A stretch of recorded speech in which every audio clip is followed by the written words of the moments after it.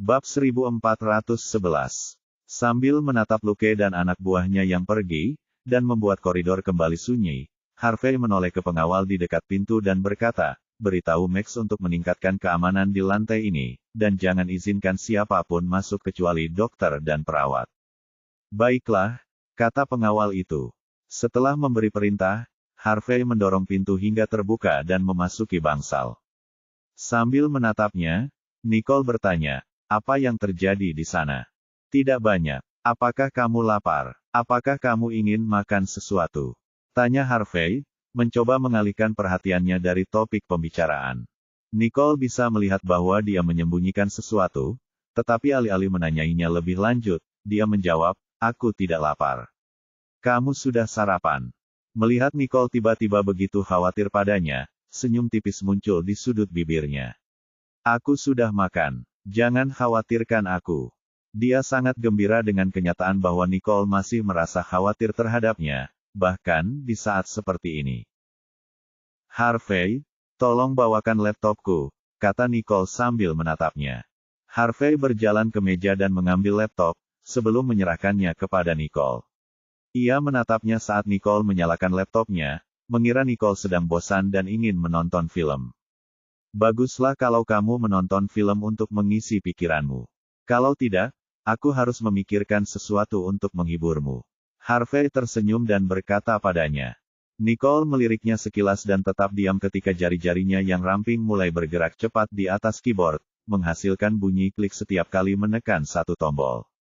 Zeke tidak menghubunginya selama beberapa hari ini, dan dia sedikit khawatir akan keselamatannya. Setelah mengunci posisi Zeke, dia mengiriminya pesan. "Apakah kamu baik-baik saja?" Sesaat kemudian, Nicole menerima balasan dari Zeke. "Aku baik-baik saja untuk saat ini. Hampir saja ketahuan oleh orang-orang itu tadi malam. Untungnya aku berhasil menghindari mereka setelah melakukan beberapa trik yang cerdik. Namun, kurasa aku tidak akan seberuntung itu lain kali. Nicole, aku cukup yakin aku tidak akan punya kesempatan untuk mengerjakan misi itu sekarang. Kalau kamu punya waktu, bisakah kamu membantuku dan mendapatkan lencana itu?" Zeke punya firasat aneh bahwa dia telah membuat keputusan yang salah kali ini, dan dia tidak akan pernah mempunyai kesempatan untuk melihat atau memperoleh lencana itu lagi. Nicole melihat pesan yang dikirim Zeke kepadanya dan mulai berpikir, karena ini bukan pertama kalinya dia meminta bantuannya untuk misi ini. Haruskah aku menerima misi ini? Memikirkan situasi Zeke saat ini, dia menyadari bahwa Zeke berakhir seperti itu karena misi ini. "Mengapa kamu tidak mendengarkanku ketika aku berbicara kepadamu tentang hal itu?" Namun, Zeke tidak dalam situasi yang genting. Hanya saja dia tidak punya cara untuk melanjutkan misi ini. Setelah berpikir sejenak, Nicole memutuskan. "Baiklah, aku akan berusaha sebaik mungkin, tapi kau harus berjanji satu hal padaku." "Lupakan satu hal, selama kamu bisa membantuku mendapatkan lencana itu, aku akan menjanjikanmu 100 hal. Datanglah dan ambil sendiri lencananya." Zeke melihat pesan yang dikirim Nicole kepadanya, dan matanya memerah, karena dia tahu apa yang dimaksud Nicole. "Tentu saja, itu lencanaku, dan aku tidak akan memberikannya kepadamu seperti itu. Baiklah, aku akan mempersingkat pembicaraan. Aku perlu makan sesuatu." Setelah mengirim pesan itu, Zeke langsung offline. Nicole kemudian menemukan detail misi Zeke dan mulai menelitinya dengan saksama, sehingga ia tidak repot-repot menanggapi Harvey saat ia berbicara kepadanya. Melihat Nicole begitu asyik dengan apa yang dilakukannya, Harvey mengira Nicole sedang menonton film yang sangat menarik, jadi dia bangkit dan menghampirinya, mencoba untuk mengintip. Namun, sebelum dia bisa melakukannya, Nicole menatapnya dengan cemberut dan bertanya, "Apa yang sedang kamu lakukan?" Ditatap tajam dan tiba-tiba oleh Nicole membuat Harvey lengah, dan dia menelan ludah sebelum berkata, "Aku cuma penasaran film apa yang sedang kamu tonton." "Aku tidak sedang menonton film. Kau sudah lama di sini. Lebih baik kau pulang dan melakukan apa yang perlu kau lakukan," kata Nicole, tidak ingin ada yang mengganggu istirahatnya, begitu juga Jared. Dilihat dari nada bicara Nicole, Harvey tahu kalau Nicole benar-benar ingin dia pergi, jadi dia hanya bisa tersenyum canggung padanya. "Baiklah, Aku tidak akan mengganggumu lagi. Aku akan kembali mengunjungimu lain kali. Bab 1412. Setelah menyelesaikan hukumannya, Harvey keluar dari bangsal. Nicole, yang menyadari bahwa ia telah membuat Harvey kesal dengan ucapan singkatnya, segera memanggilnya. Tuan Harvey. Harvey berbalik dan menatap Nicole. Ada apa? Bisakah kamu membawakanku semangkuk sup dari Blue Whale Cafe saat kamu berkunjung lagi? Kata Nicole dengan agak malu-malu. Gelombang kehangatan menyulut hati Harvey, dan senyum tersungging di wajahnya saat ia setuju. Tidak masalah. Dan setelah mengatakan hal itu, dia meninggalkan bangsal. Setelah Harvey pergi, Nicole memandang Jared, yang masih berbaring diam di tempat tidurnya tanpa menunjukkan tanda-tanda akan bangun. Nicole mulai berdoa dalam hati. Ia bisa melupakan masalah bekas lipstik di wajah pria itu. Bahkan, ia tidak akan marah, apalagi terus marah padanya, selama pria itu sadar kembali. Ia kemudian kembali menatap layar laptopnya. Saat ini, ia ingin membantu Zeke dengan menyelesaikan misinya. Ini adalah sesuatu yang selalu ingin ia lakukan, jadi, ia harus memastikannya terlaksana. Setelah menyingkirkan semua gangguan, Nicole mulai fokus pada misinya. Selain bunyi bip dari monitor tanda vital, satu-satunya suara yang terdengar adalah bunyi ketukan pada keyboardnya saat ia mengetik. Di belahan dunia lain, Carl sedang duduk di ruang komando pusat, memantau berbagai area penting di pangkalan produksi. Organisasi rahasia yang selama ini bersembunyi tidak akan menyerah begitu saja. Carl berpikir bahwa mereka akan menyerang lagi kapan saja, karena droid canggih seperti Brave terlalu berharga bagi mereka. Tepat saat Carl sedang menyesap air, alarm tiba-tiba berbunyi. Dia segera menoleh. Laporan situasi. Pangkalan kita diserang oleh tim musuh, bawahannya melaporkan. Kirim bala bantuan kita untuk menjaga titik masuk utama. Perintah Carl. Roger Tat, Wilco. Saat itulah 3 alarm berikutnya berbunyi. Ada 3 regu musuh terpisah yang menyerang 3 gerbang lainnya. Lapor bawahannya. Carl mengamati monitor pengawasan di hadapannya dan menganalisis situasi sebelum memberikan perintah tempur kepada bawahannya. Saat itulah sang manajer pabrik, Olaf, bergegas ke ruang komando pusat sebelum bertanya kepada Carl dengan nada cemas, "Baiklah, bagaimana kalau kita biarkan Braves melawan mereka di lapangan jika situasinya mengharuskan?" Carl segera berbalik dan merenung sejenak. "Ya, kalau keadaan memburuk. Bawa anak buahku dan lengkapi Braves dengan persenjataan." "Baiklah." Setelah mendapat persetujuan Carl, Olaf memimpin orang-orang itu menuju gudang. Carl tidak meninggalkan komando pusat. Sebaliknya, ia tetap tinggal dan terus memantau situasi pertempuran di berbagai gerbang. Melalui monitor pengawasan, dia dapat melihat pertempuran sengit terjadi di keempat gerbang, dengan kilatan tembakan dari kedua belah pihak menerangi seluruh area gerbang. Bahkan setelah berhadapan dengan pasukan Carl selama sekitar setengah jam, serangan mendadak organisasi rahasia itu tidak berkurang. Meskipun kedua belah pihak telah menderita korban, jumlah korban di pihak musuh lebih banyak. Tepat saat Carl hendak mengerahkan pasukan khusus untuk menembaki mereka dari berbagai sudut pandang, serangan tiba-tiba mereda. Apa yang terjadi? Mengapa mereka tiba-tiba mundur? Mungkinkah mereka mundur untuk berkumpul kembali setelah gagal merebut poin? Pikir Carl dalam hati. Kemudian, dia menepis pikiran itu dan memerintahkan, kirim yang terluka ke ruang tunggu dan obati luka mereka. Bab 1413. Rotasikan regu yang menjaga keempat gerbang.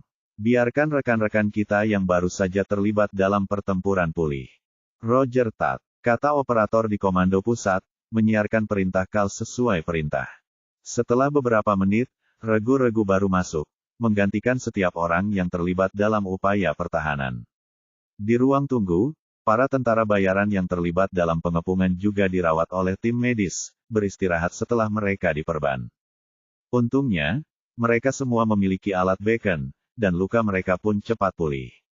Carl kemudian datang untuk memeriksa luka mereka, dan setelah melihat bahwa semua orang baik-baik saja, ia merasa lega, berterima kasih kepada Nicole dalam hatinya. Carl kemudian membawa para penjaga ke sekitar pangkalan untuk pemeriksaan lainnya. Saat berpatroli, ia tiba-tiba melihat sebuah pintu kecil yang tidak dijaga. Kal segera berjalan untuk memeriksanya, dan saat ia berada 1 kaki dari pintu, ia mendengar suara langkah kaki di luar. Berdasarkan pengalamannya selama bertahun-tahun, ia tahu apa yang harus dilakukan, dan segera menelepon. Ambil sesuatu untuk membarikade pintu ini, perintah Kal. Anak buahnya mulai mengambil semua benda berat yang bisa mereka temukan di sekitar mereka, lalu menempelkannya di pintu dan menghalanginya. Kal kemudian memanggil anak buahnya yang lain, dan memerintahkan, panggil teknisi ke sini dan las pintunya hingga tertutup. Roger itu. Tepat saat pria itu melangkah ke 10 kalinya, suara ledakan keras menggelegar di seluruh ruangan, dan pasukan musuh menyerbu masuk, menyemburkan rentetan peluru timah kemana-mana. Ternyata, mereka telah meledakkan pintu. Kal menanggapi dengan memimpin pasukannya dalam upaya pembalasan, tetapi pada saat itulah keempat gerbang diserang sekali lagi. Tidak seorang pun mengantisipasi bahwa musuh mereka telah menemukan jalur yang tidak dijaga, yang memungkinkan mereka melancarkan serangan lain di kedua garis depan. Kal dan para penjahat organisasi rahasia itu kemudian terlibat dalam pertempuran sengit di pintu masuk kecil. Kontak musuh di pintu masuk utara di lantai pertama. Kita perlu mereka yang siaga untuk memperkuatnya di lantai 2, perintah Kal melalui walkie-talkie.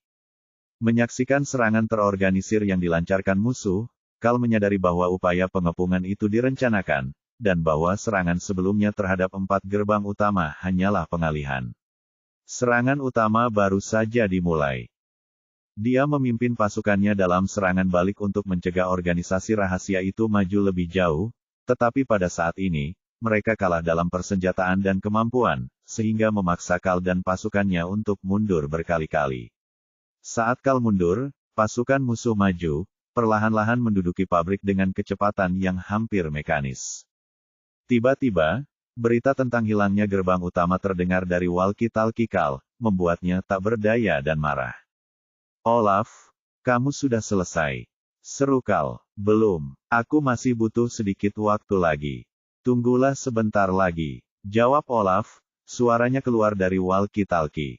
Baiklah, aku akan memberimu waktu 5 menit lagi. Setelah itu, kau harus mengirim bala bantuan, tidak peduli berapa banyak unit yang kau perlengkapi. Kata Kal, sebelum meraih senjatanya dan melepaskan rentetan peluru ke arah musuh. Baiklah, kita hampir kewalahan di sini, bawahan Kal melaporkan.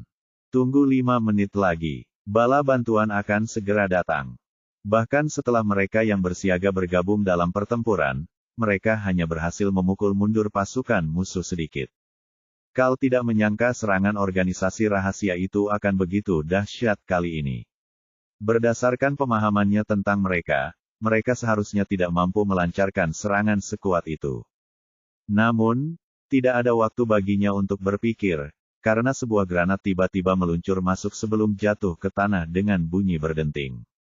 Dengan sigap, Kal meraihnya dan melemparkannya. Berkat refleksnya yang cepat, ia terhindar dari nasib buruk.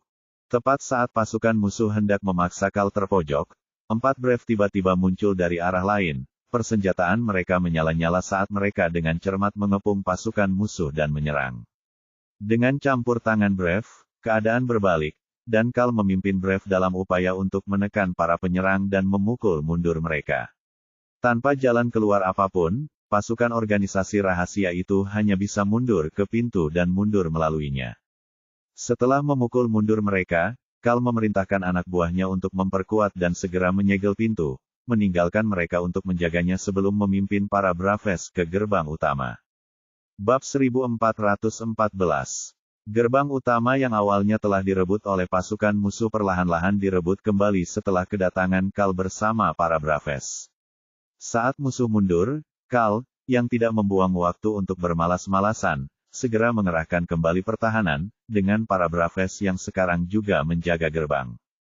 Setelah melakukan persiapan yang diperlukan, Kal melanjutkan dengan menghitung korban. Korban kali ini jauh lebih banyak, dengan 8 orang mengalami luka serius dan 10 orang mengalami luka ringan. Kal segera memerintahkan anak buahnya untuk membawa yang terluka ke ruang tunggu untuk menerima perawatan medis sementara dia dan Olaf berjalan menuju gudang tempat para Braves disimpan. Berapa banyak Braves yang belum dilengkapi? Tanya Kal sambil berjalan bersama Olaf.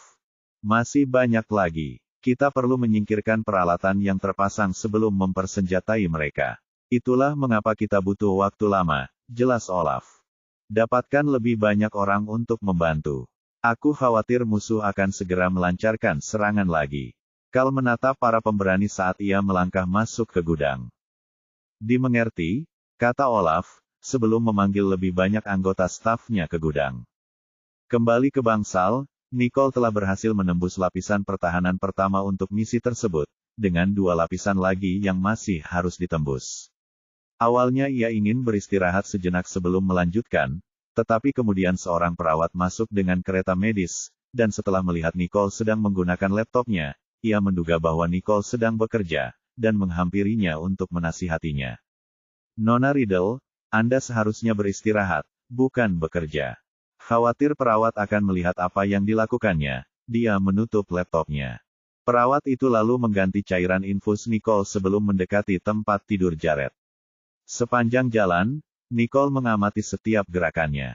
Dia selalu waspada karena sudah terlalu banyak melihat trik kotor seperti ini. Dengan sangat cepat, perawat itu memeriksa Jared, yang tetap sama seperti sebelumnya, ia masih belum menunjukkan tanda-tanda kesadaran. Perawat itu kemudian memberi Nicole beberapa instruksi lagi sebelum pergi dengan kereta dorong. Setelah perawat pergi, Nicole turun dari tempat tidurnya dan pergi ke sisi Jared. Sambil menatap Jared yang tidak bereaksi, dia berkata, "Jared, kenapa kamu belum bangun juga? Kamu mau tidur berapa lama? Apa kamu mencoba bermalas-malasan di sini? Apa kamu menghindari pekerjaan, atau hanya menghindariku?" Sambil menatap Jared yang tidak bereaksi, Nicole memulai monolog panjang dengannya, membelai tangannya menggunakan kedua tangannya. Tiba-tiba, saat Nicole tidak melihat, jari Jared berkedut, meskipun hal ini luput dari perhatiannya. Bersamaan dengan itu, pintu bangsal terbuka, dan Martin masuk. Melihat Nicole kembali duduk di samping ranjang Jared, berbicara dengannya, Martin tidak repot-repot menyela pembicaraannya. Ia masuk dan duduk dengan tenang. Nicole merasakan kehadiran Martin dan segera berbalik untuk bertanya, "Menurutmu butuh berapa lama sampai dia bangun?" Martin menatap Jared yang masih terbaring tak sadarkan diri di tempat tidur, lalu berpikir sejenak sebelum menjawab, "Jangan khawatir, dia akan segera sadar kembali." Nicole menatap mata Martin, tahu bahwa Martin hanya berusaha menghiburnya. Ia lalu menatap Jared, tangannya membelai tangan Jared. Saat itulah ponsel Nicole tiba-tiba berbunyi. Ia mengangkatnya dan melihat bahwa ada pesan dari Kal. "Nicole, saya butuh isi ulang untuk bacon. Bisakah Anda mengirimkannya segera?" Melihat pesan Kal, Nicole tahu bahwa Kal telah diserang. Oleh karena itu, ia menoleh ke Martin dan bertanya, "Martin, bisakah kamu menyiapkan sejumlah cairan medis lagi untuk bacon?" Martin melirik ponselnya dan bertanya, "Berapa banyak yang kamu butuhkan?" "Sebisa mungkin. Kirim ke alamat ini. Secepatnya," perintahnya. Dia tidak punya cara untuk menyelesaikannya sendiri sekarang dan harus menyerahkannya kepada Martin. Bab 1415. Melihat Nicole tampak agak cemas, Martin berkata, "Tentu saja. Jangan khawatir. Aku akan mengurusnya sekarang. Beristirahatlah di sini dan tunggu kabar terbaruku. Kalau begitu, aku serahkan padamu," kata Nicole sambil menatap Martin dengan ekspresi penuh penghargaan. "Ya," kata Martin. "Jangan hanya duduk di sana sepanjang waktu. Jaga dirimu baik-baik. Dia tetap butuh perhatianmu." Itulah ucapan terbanyak yang dia ucapkan kepadanya dalam beberapa hari terakhir ini. "Aku tahu," jawabnya. "Aku akan kembali tidur sebentar lagi." "Baiklah, kalau begitu aku akan menyelesaikan masalah itu," kata Martin, lalu ia berdiri dan meninggalkan bangsal. Nicole mengantarnya pergi, dan setelah berbicara dengan Jared beberapa saat, ia kembali ke tempat tidurnya. Namun, alih-alih beristirahat, ia menyalakan laptopnya dan terus memecahkan kode-kode seperti yang dipersyaratkan oleh misi. Berjam-jam berlalu, dan karena perhatiannya terpusat pada komputer, dia bahkan tidak menyadari bahwa di luar sudah gelap.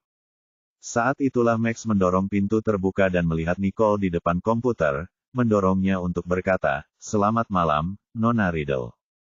Bagaimana kalau kita istirahat dulu dan makan malam?" Max membawakan makan malamnya dan menaruhnya di atas meja. Saat itulah Nicole menatapnya. Kapan kamu datang? Max tercengang sejenak. Apa dia tidak mendengarku tadi? Sepertinya Nona Riddle terlalu asyik bekerja. Aku baru saja masuk. Aku sudah membelikanmu makan malam. Ini, makanlah. Jawab Max sambil menatap matanya. Oh, oke, biarkan saja di sana dulu, katanya, dan melanjutkan tugasnya untuk menembus pertahanan siber. Max, yang tidak mengganggunya, menghampiri Jared dan duduk untuk mengamatinya. Nicole melirik Jared sekilas sebelum kembali memfokuskan pandangannya ke layar. Namun kali ini, proses peretasan tidak semudah sebelumnya dan memakan waktu. Ia harus melakukannya dengan sangat hati-hati, atau ia akan memicu alarm dan mengacaukannya untuk Zeke. Max tinggal di kamar itu beberapa saat, dan ketika tiba saatnya baginya untuk pergi, ia berdiri, ingin mengucapkan selamat tinggal. Namun, setelah melihat bahwa ia asyik dengan pekerjaannya seperti biasa, ia menepis pikiran itu, membuka pintu dengan lembut, dan pergi, karena ia tidak ingin mengganggunya. Ketika ia berhasil memecahkan kunci kedua, ia mengangkat kepalanya dan melihat ke arah Jared, hanya untuk menyadari bahwa Max sudah pergi. Ia terkejut karena ia bahkan tidak menyadari hal itu sama sekali. Untungnya, Max adalah seseorang yang dikenalnya dan dapat dipercaya. Setelah bekerja beberapa jam lagi, ia menutup laptopnya dan mengakhiri malamnya. Kemudian, ia berbaring dan tertidur. Malam harinya, Nicole mendengar suara perawat mendorong pintu hingga terbuka. Ia melirik sekilas dan tidak terlalu memedulikannya, lalu menutup mata dan melanjutkan tidurnya. Melihat Nicole belum bangun, perawat itu diam-diam berjalan mendekati Jared dan memeriksanya. Ketika melihat Jared tidak menunjukkan tanda-tanda akan segera sadar, dia diam-diam mencabut kabel listrik salah satu peralatan sebelum dengan hati-hati berjalan ke sisi Nicole. Ketika ia melihat Nicole masih tertidur lelap, ia mengambil botol infus baru dan menukarnya untuk Nicole. Ia menatap Nicole lekat-lekat, sebelum berbalik dan berjalan cepat menuju pintu keluar. Tepat saat dia hendak membuka pintu, Martin masuk, dan keduanya bertemu di pintu. Martin, yang tidak mengenali perawat itu, bertanya, "Anda dari departemen mana? Mengapa saya belum pernah melihat Anda sebelumnya?" "Saya dari bagian medis, tetapi saya tidak bertugas di Kamarten."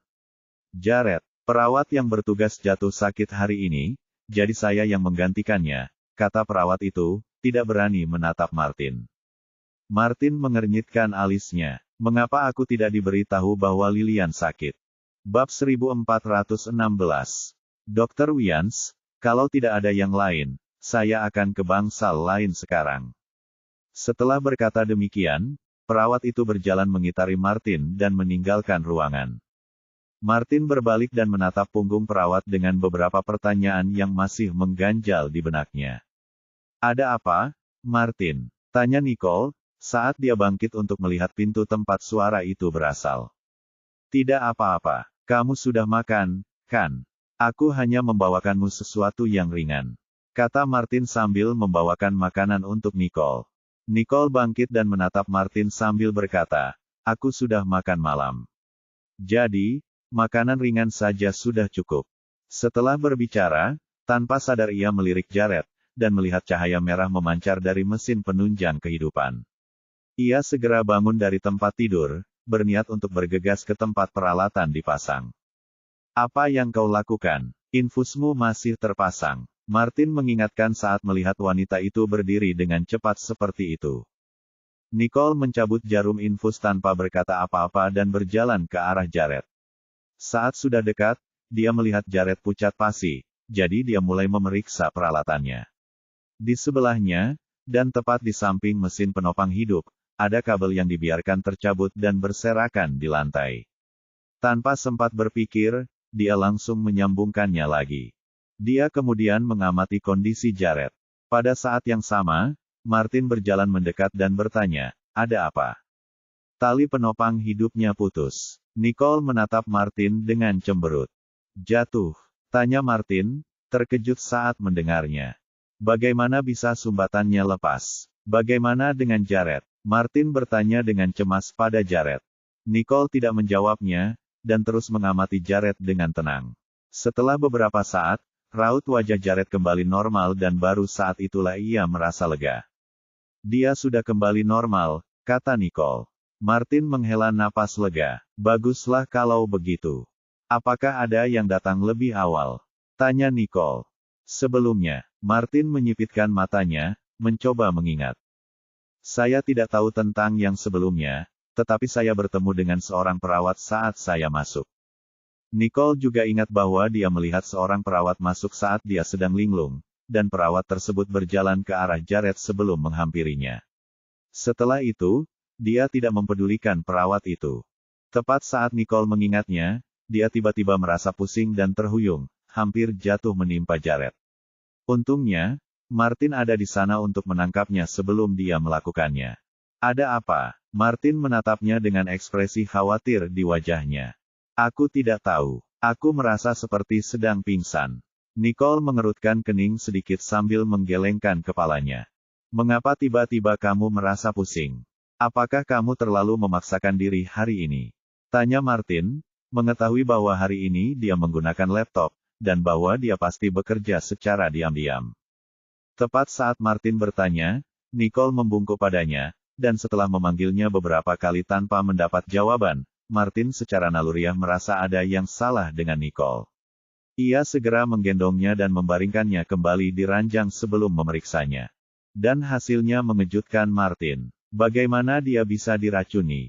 Segera setelah itu, dia mengeluarkan bacon untuk mendetoksifikasi Nicole, sebelum memanggil anggota staf medis lainnya untuk membawa peralatan penyelamatan darurat.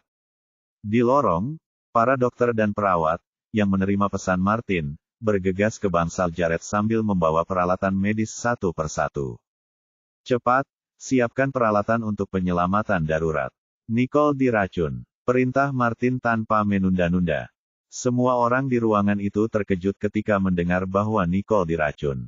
Di bawah pimpinan Martin, mereka berjuang mati-matian untuk menyelamatkan Nicole. Pada saat yang sama, jari Jared berkedut lagi, tetapi tidak seorang pun melihatnya. Setelah proses panjang mengeluarkan racun dari tubuhnya, Nicole akhirnya berhasil diselamatkan dari ambang kematian. Melihat tanda-tanda vitalnya kembali normal, Martin menghela napas lega. Bab 1417. Dia membubarkan staf lainnya dan membiarkan mereka beristirahat sementara dia tetap tinggal untuk memantau kondisi Nicole. Untungnya Martin membawa bacon bersamanya, atau nasib yang menimpa Nicole tidak akan terbayangkan. Duduk di samping tempat tidur Nicole, ia perlahan mengamatinya.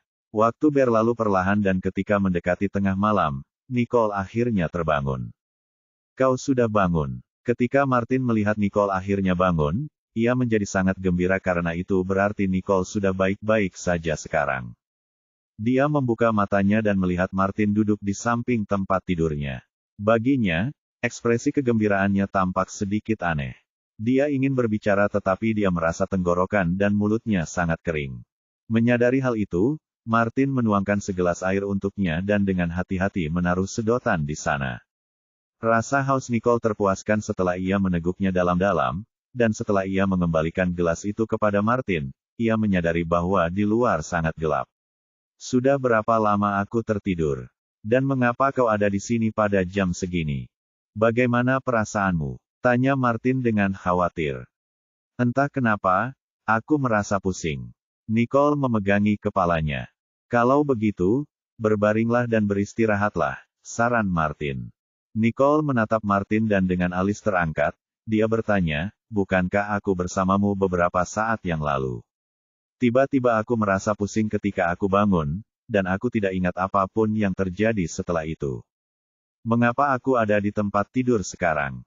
Kamu diracuni tadi. Untungnya aku menyadarinya, atau kalau tidak. Nah, apa yang kamu makan beberapa saat yang lalu? Martin bertanya padanya dengan pandangan yang sama. Diracuni. Ketika mendengar dari Martin bahwa dirinya diracuni, Nicole benar-benar tidak percaya.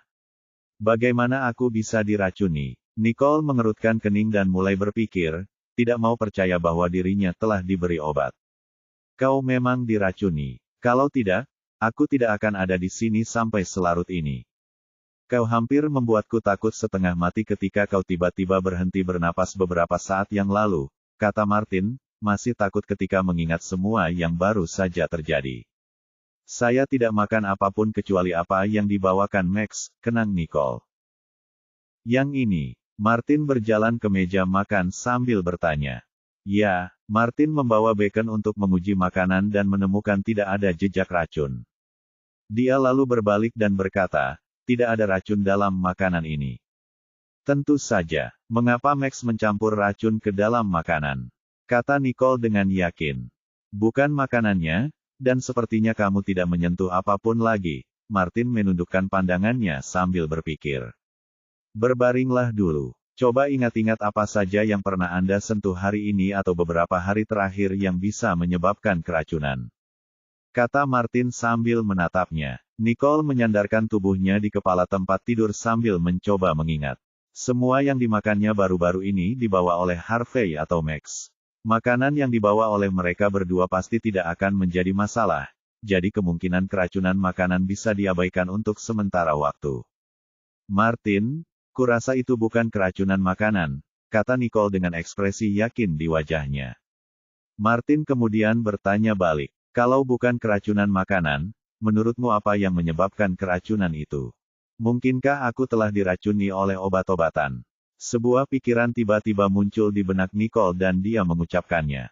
Martin menatapnya lekat-lekat. Obat, kamu sudah menggunakan infus yang sama selama beberapa hari terakhir dan itu resepku sendiri. Jadi seharusnya tidak ada masalah.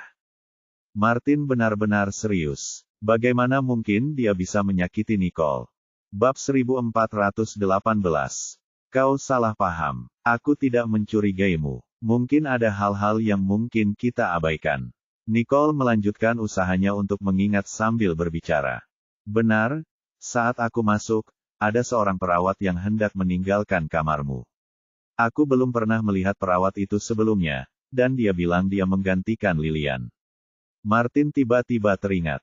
Seorang perawat. Ya, apa kau tahu apa yang dia lakukan di dalam kamarmu? Tanya Martin sambil menatap Nicole. Nicole berusaha mengingat-ingat dan setelah beberapa saat, dia berkata, saya ingat perawat datang untuk memeriksa Jared sebelum mengganti infus saya. Prosedurnya seperti biasa. Saya tidak ingat melihat sesuatu yang mencurigakan. Aneh sekali. Apa yang terjadi? Martin mulai berpikir. Tunggu, tidak, teriak Nicole, tiba-tiba teringat sesuatu. Ada apa? Martin menatap Nicole. Setelah perawat pergi, Anda masuk, dan saya menemukan bahwa sumbat pada mesin pendukung kehidupan Jared telah terlepas. Biasanya, sumbat yang telah diamankan tidak akan terlepas seperti itu jika tidak ada yang menyentuhnya.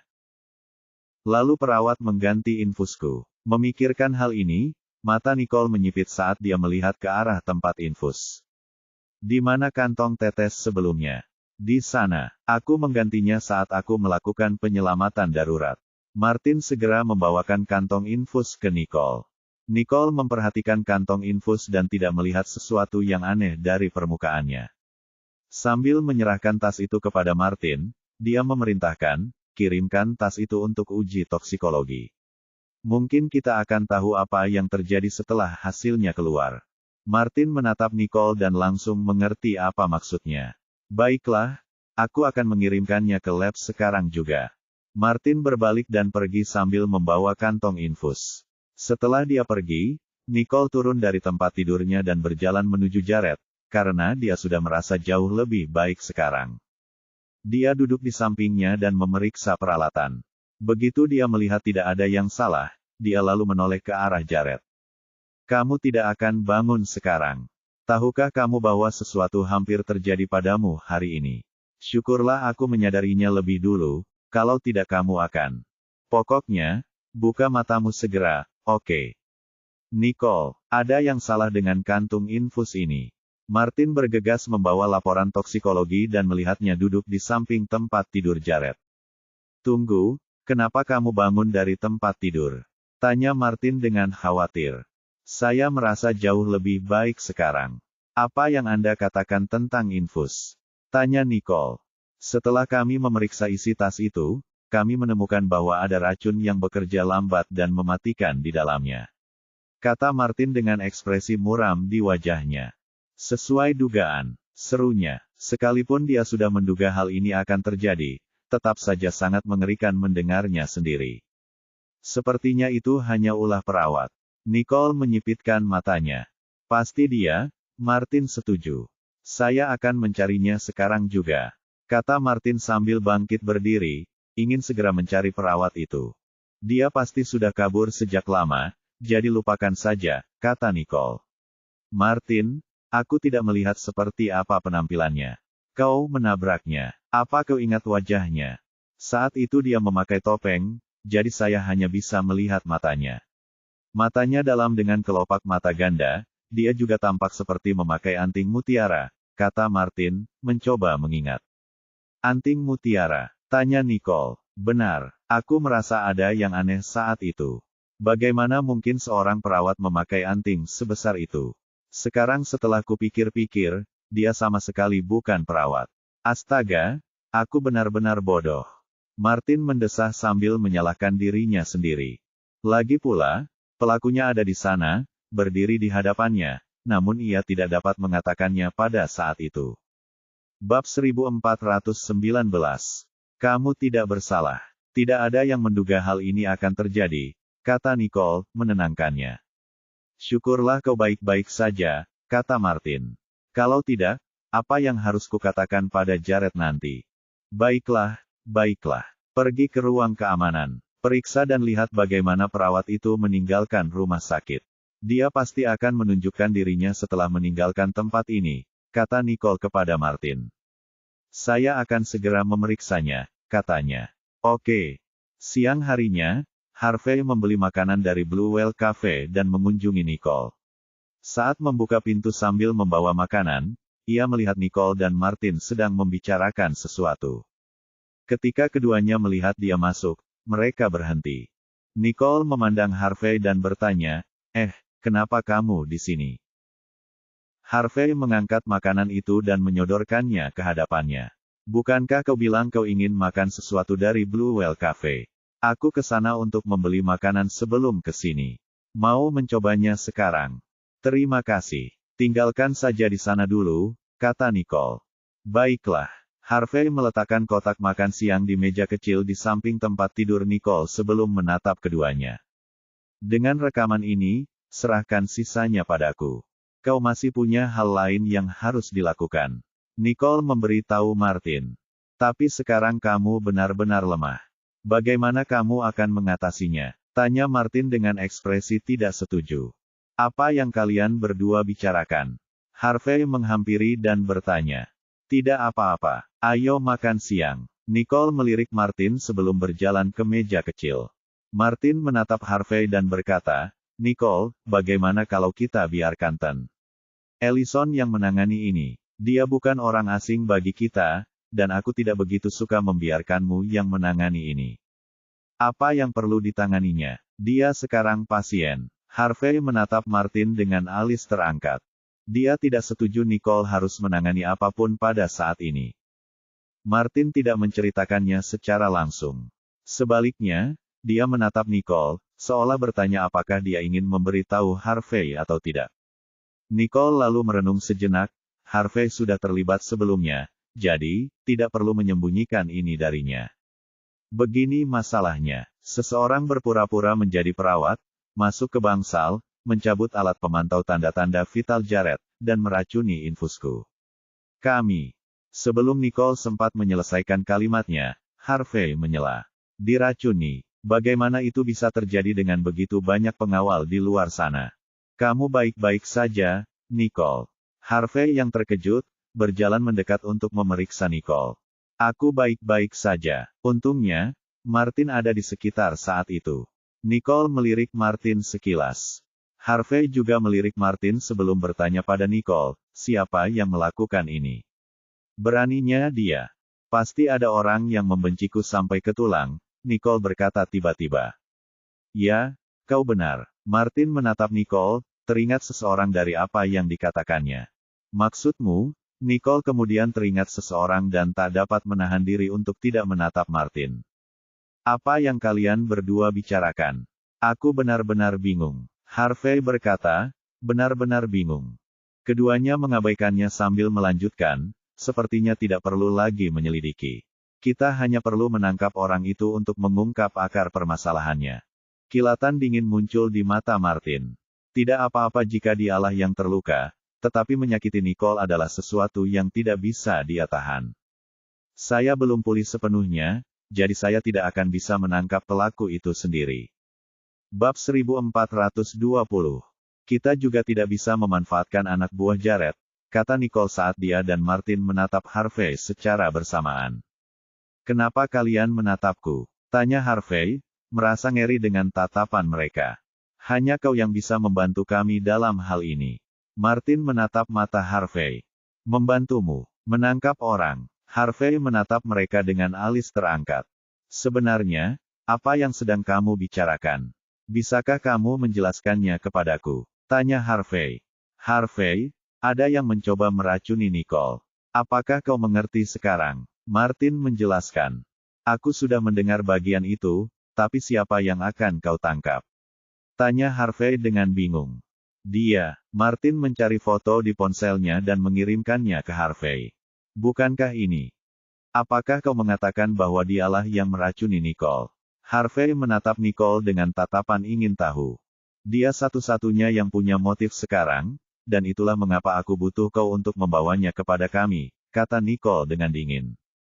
Apakah Anda akan menginterogasinya di sini? Tanya Harvey. Tentu saja tidak. Cari kamar kosong di pinggiran kota dan bawa dia ke sana, aku akan menginterogasinya di sana. Dan tolong, ingat untuk tidak mengekspos dirimu sendiri, Nicole mengingatkannya. Tentu, aku akan melakukannya. Harvey lalu berjalan keluar. Saat sampai di pintu, dia tiba-tiba berhenti dan menoleh ke Nicole. Ingat untuk memakan bekal yang kubawakan untukmu. Oke, Nicole, kalau Harvey berhasil membawanya ke kita, apakah kamu benar-benar ingin melakukan interogasi sendiri? Tanya Martin. Tentu saja, jawab Nicole. Baiklah, katanya. Aku akan ikut denganmu. Martin tahu karakter Nicole. Begitu Nicole sudah mengambil keputusan, dia tidak bisa mundur lagi. Tidak apa-apa. Saat aku tidak ada, tolong jaga Jared. Nicole menatapnya dengan ekspresi tegas. Martin jelas mengerti apa yang Nicole coba katakan, jadi dia mengangguk setuju. Baiklah kalau begitu, tapi kamu juga tidak bisa pergi ke sana sendirian. Kamu harus membawa Kelly bersamamu. Sebaiknya ada seseorang di sekitar jika terjadi sesuatu. Tidak apa-apa, Harvey akan ada di sana, jadi kamu tidak perlu khawatir, katanya. Kemudian, dia menatap Jared. Semuanya sudah beres. Ngomong-ngomong, kita sudah bicara berjam-jam. Kamu harus memeriksa kondisi Jared sekarang. Tentu saja, Martin berjalan ke tempat tidur Jared dan mulai memeriksa kondisinya. Lalu, tanya Nicole saat melihatnya menyimpan stetoskopnya. Dia menggelengkan kepalanya. Semuanya masih sama. Kenapa? Apakah karena obatnya tidak manjur?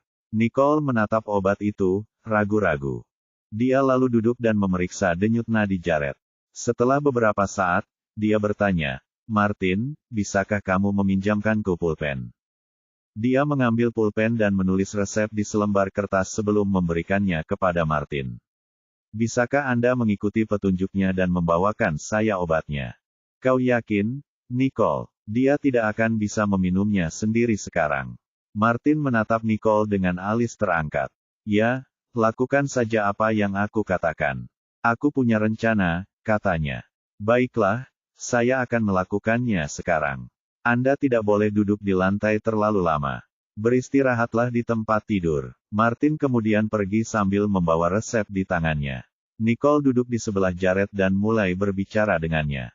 Sebelum dia menyadarinya, seluruh sore telah berlalu.